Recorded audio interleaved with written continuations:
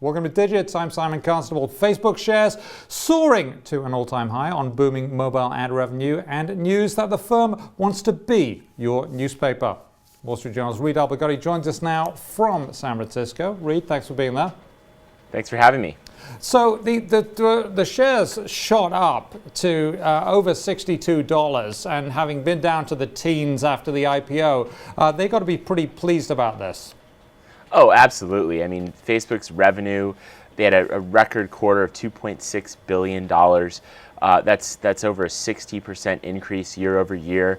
And basically what it is Facebook is figuring out mobile advertising. They're becoming a force to be reckoned with. Their share of the overall mobile advertising market is up to 18% from just about 5% last year. So this was a big day for Facebook.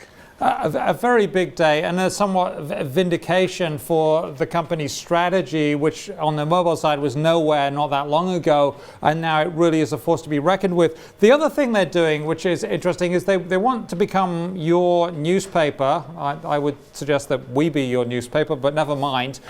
They want to be your newspaper, and that's a kind of an interesting strategy. How's this going to work? Well, look, I actually took a tour of this new mobile ad. It's actually called Paper, which is an interesting choice for a company that's born out of the digital age. But what's going to happen is Facebook is going to choose from content, from links that are shared by users, what they think you want to see.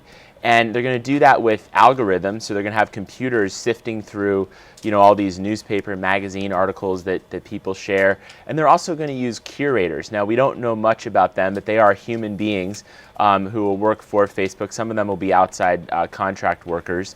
And they're just going to decide, what do people want to see? And the app sort of organizes this in a way on your phone, sort of like a newspaper with different sections for things like, the day's headlines and business stories and tech stories.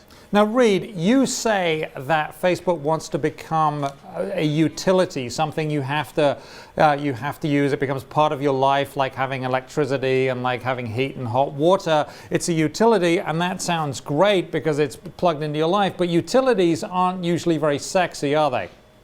No, and Facebook understands that. I mean, they've gotten so big now with over 1.2 billion users that they realize this isn't a fad anymore. And if they're going to exist into the future and they're going to keep those users coming to Facebook, growing that number, they're going to have to become something more than just a thing that you use while you're sort of wasting time on the web. They needed to be something that people actually need to use. Now, the other internet company that comes to mind is Google. I mean, when you search for something on the web, where do you go? It's Google. That's become sort of a utility, and that's why Google's here to stay. So that's what Facebook wants to do. And I guess the other thing about it being a utility is great, but people might get bored with it. They might not give it much thought. I mean, I don't give my electricity much thought unless it blinks out or something.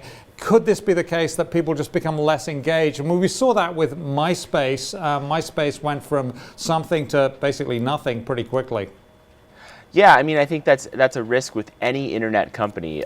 These things are very ephemeral, and people can just disappear. But what Facebook is trying to do is sort of lock them in. If it becomes so much a part of people's lives, they'll have no choice but to really use the service.